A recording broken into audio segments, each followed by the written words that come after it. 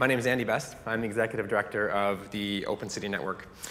We're a new not-for-profit that's building a cities first approach to smart cities partnerships. What that means is that we're convening the public sector, the private sector, and relevant NGOs to tackle sticky policy and governance questions related to smart cities. Ultimately, we want to help cities manage this transition in a way that keeps them in the driver's seat. I'm pleased to be with you here today, and my thanks go out to our hosts at Compute Ontario and to ORION, and also to everyone who helped support and organize. These things are a ton of work. Thank you very much. I'm here to talk to you about what's at stake right now in Canadian smart cities. It's an analysis of the moment that we're in and the path forward. My talk has three parts. Part one is about understanding the moment that we're in and the factors that are influencing it. Part two is about why smart cities are a risk in Canada and why we need to be careful amidst all the positive talk. And part three outlines the solution to best mitigate those risks and to actually achieve all this great stuff that we're talking about. A former client called me a few weeks ago, and they run IT for a county-level government in Ontario, and they'd been approached by a smart city vendor wanting to co-develop some products and use them as a test bed. They called to see if I could support or if they knew anyone who could support on some privacy and data governance questions, and they were planning out their budget, and they said, how much time and money do you think we should allocate to this work? And my answer on both fronts was, as much as you possibly can. Data governance and privacy are cornerstones of the larger smart cities puzzle. Anthony Townsend, who's a great thinker on these issues, says that we're, quote, redesigning the operating system of the last century to cope with the challenges of the coming one. So the whole operating system that enabled the most prosperous century in human history, it's got to change. At the core of the new one stands some big questions about data use and governance, citizen privacy, and the extent to which we will deploy the technology now available to us. These questions need to be collectively addressed now, not later, because the decisions that we make will set the rules for smart cities for the foreseeable future. And crucially, they will affect the way that the digital architecture will be constructed. For example, who owns data generated by residents that move through connected cities? Who should own it? Who should have the right to license or access that data, and on what terms? Or, backing up one step, are there things that we just shouldn't be collecting at all? How do we protect privacy? What is privacy in this context? What is reasonable to expect in terms of my rights as a resident as I move through connected public spaces? And what is the balance between that and the legitimate need to generate the data that's required to achieve the full potential of smart cities? There's a trade-off there. How can this data be used? How should it be used? Are there limits to what we will do? Will we turn down an efficiency or a service benefit because we have to give up too much to pull it off?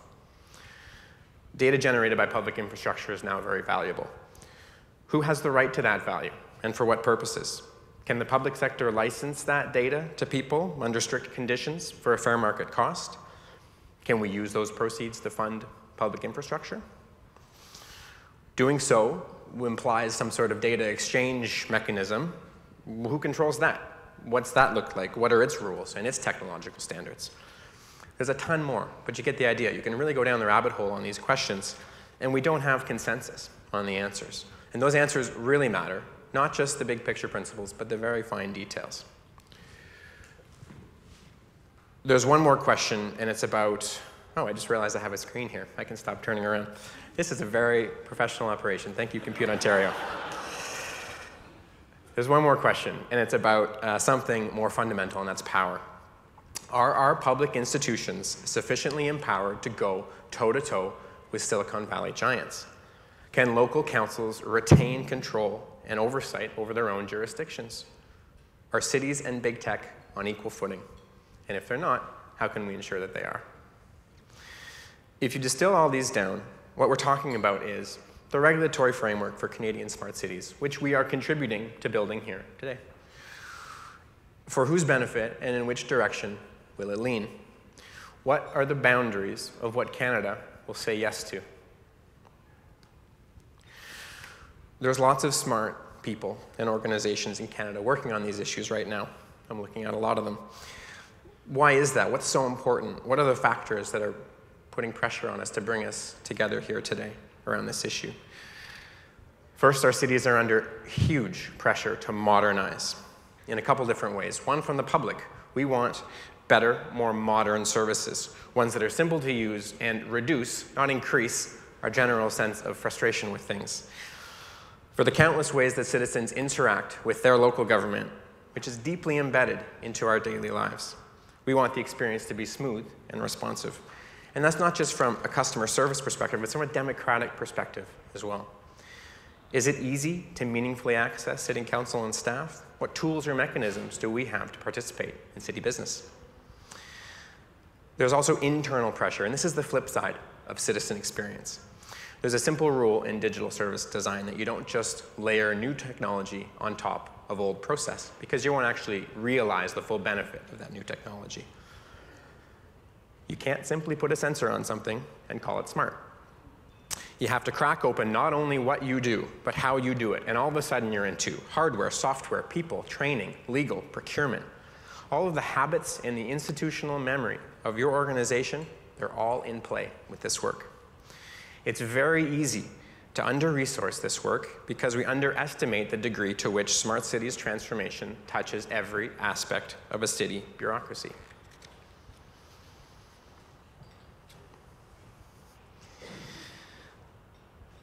Innovation requires engaged, empowered employees who are equipped with clean data and supported in bringing forward new ideas or insights. That's culture, that's HR, that's taking on silos in government. Making public infrastructure more intelligent and connected is only the front-facing part. So the first part of why we're here today is because cities are under intense pressure to modernize, both as an institution and the services that they provide out to the public. The second reason that we're here today is because we're really excited. We're excited to actually consider achieving this lofty smart cities dream. We've never before been able to measure cities in high fidelity and in real time. Data has never had more potential to improve the lives of those who live in cities. What gets measured gets improved, and as we upgrade cities with connected data collecting infrastructure, there's about to be a significant increase in what's getting measured. I had a whole section here on really cool use cases in the public sector, smart cities, what the vision is, but I think we're going to get a lot of that in the next talk from Dr. Kashav, so I won't scoop him, and I'll pop over that, but I think we all understand that the vision and the flashy stuff is very cool. Citizen and infrastructure data collected by connected and open systems can also help fuel innovation within our government, not just create better results for the public. With open access to data and architecture, cities can start to realize a network effect, where each new piece of open data comes online represents an opportunity. Open begets open. I found a way to work the word beget into a keynote. Open begets open, and it's an important piece of the fuel that will modernize our government institutions and create better results for our residents. So that's the exciting part. That's what we hope this new operating system can accomplish and what we think that it can achieve. But there is a tension here, because while we're under this pressure to modernize, the technology has moved faster than our ability to create policy and governance around it. We know what we can do with the technology, we just don't always know what we should do. We haven't decided in an open, informed, and collective way what are the limits of what Canada will say yes to. And we need to move fast on this, because we need the policy to influence the code and not the other way around. In this moment that we're in, with smart cities in Canada, the technology is the easy part. It's governance on issues like data, privacy, organizational culture, and the practical realities of modernizing government. That's what's difficult. That's the easier part. That's the harder part. With all that potential upside comes significant risk. In fact, it's more than risk. It's an existential challenge to the heart and autonomy of our local democracies. Protecting the autonomy of our local democracies. Big words, maybe a little bit dramatic. Is language like that really warranted? Yes, it is.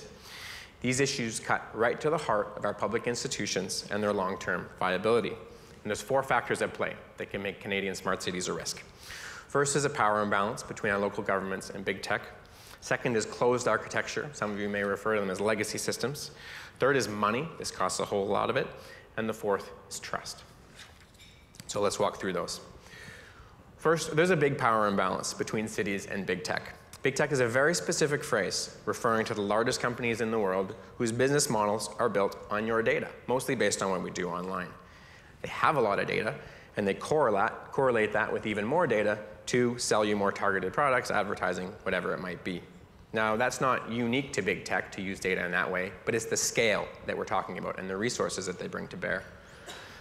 Navneeta Lang in the Globe and Mail recently argued that, quote, along with big tech's sheer scale, with profits in the billions and with margins dwarfing similarly sized companies, comes incredible power, which has collided with politics as we understand it and democratic life itself.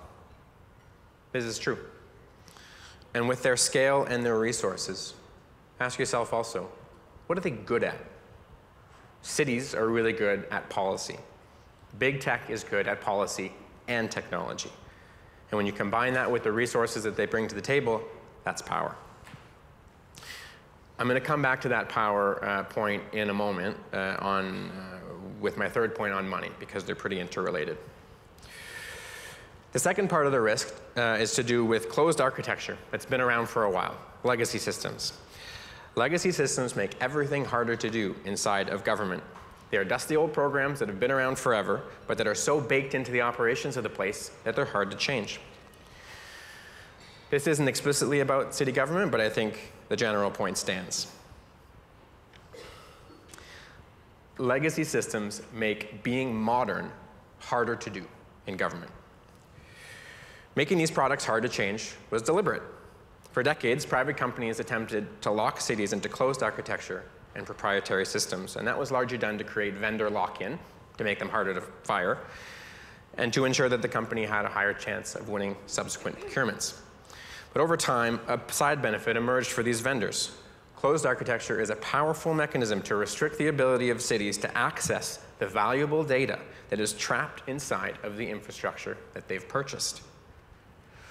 With the heightened complexity of government technology in the smart city era, I'm worried that we might make the same mistake again. It's a generational mistake, and sign on to closed proprietary systems.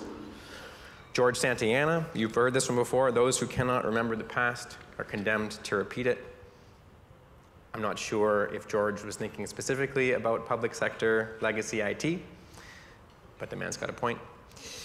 There's been an explosion of insights into how to improve procurement, there's been an explosion of insights into how to improve government technology, including on procurement reform, how to scope, manage, and run these complex government IT projects, how to actually work with users to design services that meet their needs.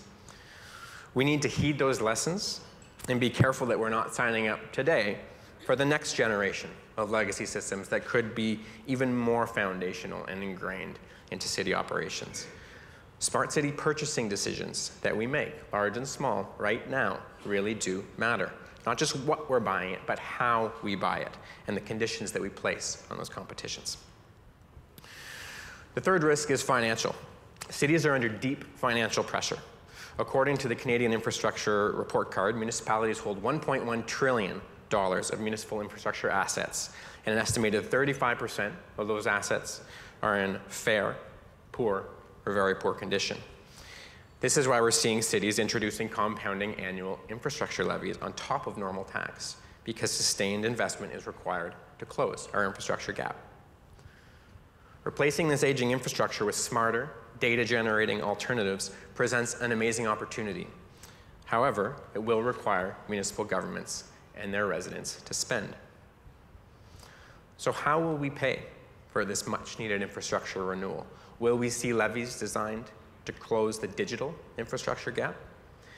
Or can we leverage the increasing value of public data to fund this digital renewal? Or will we allow other actors to be the primary beneficiary of that value? Coming back to the power question, because it overlaps strongly with the financial situation. Recall that I said that big tech's business models are based on having a lot of data and then correlating that with even more data. It's a model where if you get more, what you already have becomes more available or becomes more valuable because of what you're able to correlate it with. So there's an imbalance in the value that a single piece of data can create, depending on who is using it and what else they've got. While big tech has data on what we do online, cities now increasingly have data from that other dimension, the physical world and how we move through it. City data is produced by two things, infrastructure, and then us as we interact with that infrastructure. So the creation of this data is being completely funded by Canadian tax dollars. And if we're not careful, we're going to just give it away. We must ensure that the public owns this data and that we reserve the right to capture the value that is creating. We can't let big technology companies accrue significant value from our public investments without any obligation to the residents or the local economy. The fourth reason why smart cities are a risk to our local democracies is the biggest one, I think. It's the most delicate, and that's the trust that citizens have for public institutions in Canada and the obligation that we have to get it right on their behalf. In Canada, trust in government over the past decade has ebbed and flowed, usually between mid-40s, 60%. But in 2017, 2018, there were two consecutive spikes, landing us up in the high 70s. Here's my take, somewhat speculative, about why that is. It has to do with institutions and norms. They're the things that you don't notice if everything is going well, but that you're really grateful for if things start to go sideways. With everything that's happening in the United States, in Brazil, in Hungary, I think we're being reminded of the importance of our democratic institutions and that we appreciate that they're here. At the same time, smart cities have served up huge challenges to governments that need to make the right decision on behalf of their residents. I think Canadians are watching the turbulence happening in the world. They're sensing the strain that governments are under. And they're seeing headlines like this, and like this. We're seeing these headlines on big issues at the intersection of technology and public policy. And I think Canadians are turning to government and saying, you guys have got this, right? Canadians have the right to know that we've got this. We need to move quickly to show people that our public institutions are still capable of doing ambitious, difficult things for the good of society, and I think that they are.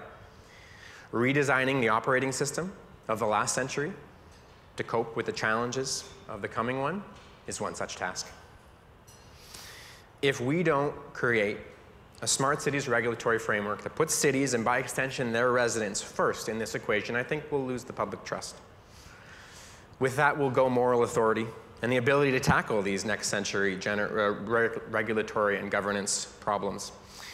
And then we'll see citizen apathy and disengagement grow, which is exactly the opposite of what we want to see in more connected, vibrant cities. So, quick recap on where we've been. Our cities are under huge pressure to modernize, which is really hard to do. And at the same time, we're really excited about the potential here. But there's big governance and policy questions outstanding. Big smart city benefits come with big risks due to the power imbalance between our local governments and big tech, closed architecture, our financial picture, and the impact on the public trust if we fumble. So where does this leave us in early 2019? How do we achieve all of the exciting stuff while navigating these big risks? How do we do smart cities and not mess it up? It's easy. 2 words. Cities first. Let this be the refrain that rings in our head as our day unfolds here today. There's a few core pieces to a cities first approach. First is a strong governance and policy structure that maintains local control and autonomy. Second is open technology architecture. Third is reserving the right to the value of our data for the public. And fourth is to invest in our public institutions, help accelerate the pace of digital transformation, and to remember that as much as the technology is a challenge, cultural challenge is bigger. So let's walk through those. First, we need a regulatory framework for Canadian smart cities that tilts strongly towards the public good. Again, what are the boundaries of what we will say yes to? How much autonomy can we ensure that local governments will have to regulate and make policy within their jurisdictions? Or how much of the system and standards will be served up as an unchangeable digital monolith? Policy needs to shape the digital architecture and standards and not the other way around. So I've raised a few core issues throughout the talk: data, privacy. Let's get our core principles on the table. On data ownership, that's easy. Cities own publicly generated data, period. On privacy, that's more complex and requires an ongoing, robust public process, nationally, provincially, and in our local jurisdictions as we implement these things. Practically speaking, smart cities don't just happen all at once. They roll out through the modernization of existing architecture through point solutions. So what that means is that we're going to be building smart cities one piece at a time by solving specific problems. This gives us the time and the space to discuss the specific privacy implications of different possible technology deployments on top of some core foundational principles. A good way to think about regulation on this topic is to line up what we know the technology can do versus what we decide that it should do. The distance between the two, that's regulation and policy. So a streetlight camera that senses an accident and notifies first responders, that's good. An equivalent camera on a streetlight that scans faces and creates a database of everyone who has walked down that street and where we think that they're going, that's not good. Both of those things are technologically possible, but the limits on what we place on that, that's the regulation. The second thing that our regulatory framework must mandate is that the technology architecture for smart cities be open. Technology from different vendors should work together seamlessly, and the data they generate not only be readable by different systems, but should automatically adhere to the uses permitted by cities and their residents. Open architecture means that we can exercise better governance over our data and the systems that create it. It means we have leverage over our vendors and not the other way around, and can make changes for the betterment of our institutions without affecting the integrity, the ownership, or the access to our data. Third is that we have to keep the right to extract the value of this data in public hands. I've already said, point of principle, public data must remain in public hands with public oversight and governance. I'm asking you to stay open-minded about taking that one step further and extracting value. That means some kind of exchange. I'm not saying that we must do this, but we definitely don't want our heads in the sand while somebody else does. We have to reserve that right to get the value out of this data in public hands. Here's what that might look like. Cities provide data access to innovators on carefully agreed upon terms with strong public oversight and governance. Innovators pay cities for access to that data, effectively creating a new source of income for cities. The proceeds from that can be put back into the city by funding further infrastructure modernization. More modern infrastructure means more access to data, and the cycle continues. If we want to fund our new operating system without turning to new infrastructure levies, we need to be open to these conversations. The final point is to invest in our public institutions with a focus on culture. Within our city governments, we need to put in place the conditions to support this work. Alex Osterwalder, who is a great organizational strategist and author, said, quote, "Organizations usually have all of the innovation, talent, and ideas that they need. What they do not have are the tools, processes, rituals, and incentives for innovation to thrive." This is a great way to frame the mountain of behind-the-scenes work that is required to truly realize the potential of smart cities. We have to pay attention to that.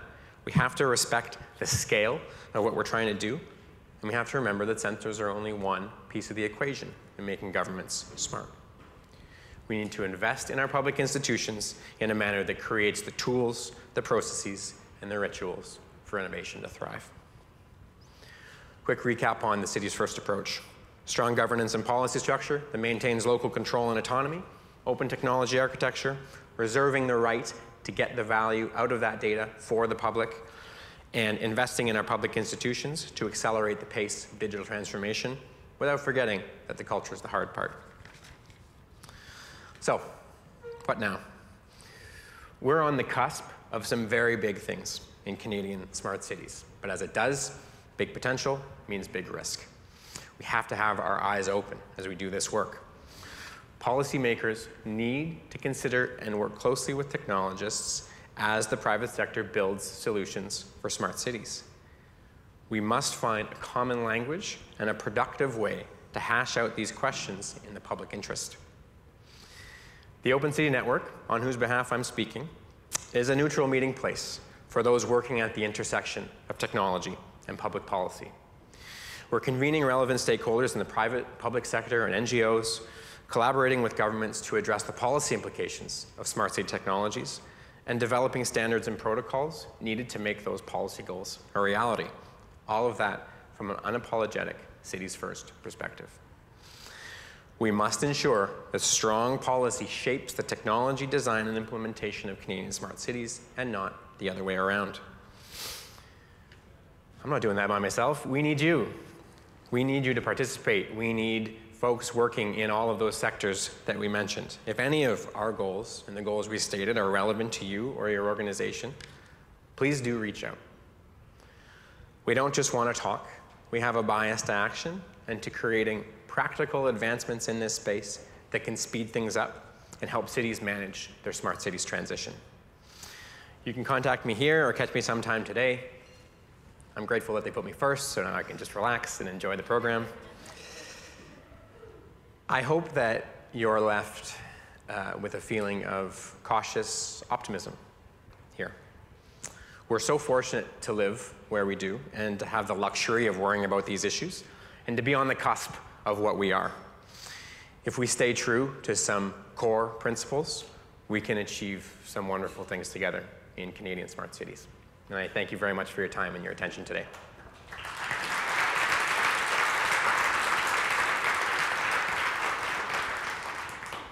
Do we have time? It's up to you.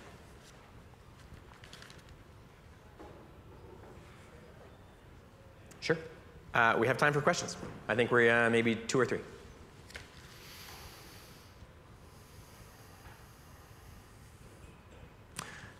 In the front. Just in terms of neutrality in general, do you think that's really possible? Did you hear that? So the question was, is neutrality possible? Oh, sorry, you've got a mic now. Go ahead. Now I have a mic. That's really dangerous, actually, now that you have a mic, for those who know me. I'm just wondering, in terms of neutrality, even for your own organization, neutrality is a great, I think, lofty goal. Yeah. But is it really possible? Even at a municipal level, let alone a provincial level, even if you look at the discourse in our own province right now, and then just grow that through Canada, as you said, some other countries that you mentioned. Do you think this is a possibility? I think the same contradiction exists in smart cities that exist within our organization. There's huge potential and we've got lofty goals, but it's going to be really difficult to actually achieve that, right, to the letter and the spirit of how we intend to do it. The way that we're approaching this is to be as open as we want everybody else to be, right? We need to be welcoming to folks from the feds, from the province, from cities to NGOs. We do have a membership model, right, that comes with price because we need to fund our organization. But the way that we're structuring it is that if you're a smaller city, you'll be able to get access. If you're a citizen who wants to come and participate, we're going to create mechanisms for that to happen. So, wonderful point that the practical realities of implementing neutrality in this space, right? People aren't neutral. It's difficult. We've all got our interests. So we're going to do the absolute best that we can, and we're going to try to be as transparent as we can about who's doing what and what the opportunities are for everybody to participate. Thank you. When you're working... You've got a mic there, man. Oh, thanks. That's a little better, thanks. When you're working with Ontario municipalities to develop a framework for more responsible use of data. Are there any international smart city protocols or examples that you can draw on? Because, as you say, there's an awful lot of work. Yeah, so as we think about the architecture that will define smart cities moving forward, there is no consensus. There is no international standard that we could, if there was, we would adopt it or maybe try to adapt it to the Canadian context. So I think we're earlier in that conversation than we usually think that we are, right? Like this is the beginning of this conversation. We are moving on from smart city visioning into the tough grind of practically implementing this work. And so no, there's no common standard. There's citywide standards. Barcelona does things a certain way, et cetera. You can go down the list. But ultimately, what we hope is, starting in Ontario and hopefully scaling nationally, we can establish a Canadian standard that would then, if you think about connecting cities, not just in an Internet of Things, but an Internet of Cities, that requires a common standard. So to accomplish that across Canada, we need to be working inside of all the municipalities. So short answer is no, there's not one that we would look to adopt. We're looking to build here in Canada, and hopefully, if we do it well, set a national and possibly even international standard as well ourselves. Thank you very much. That's time. Thanks very much, everybody. I appreciate it.